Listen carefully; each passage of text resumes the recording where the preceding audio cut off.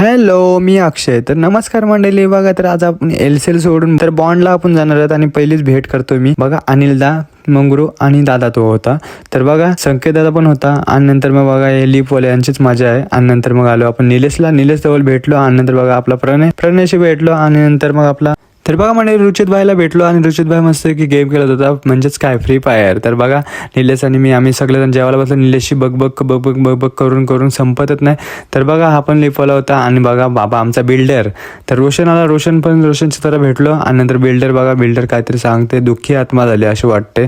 आणि नंतर मग बघा प्रणयला भेटलो. प्रणयवरून नंतर मग गेलो आपण मुल्लाभाई आपल्या समोरच आलेला आणि नंतर मग मुल्लाभाईने याची थापरच मारली बघा.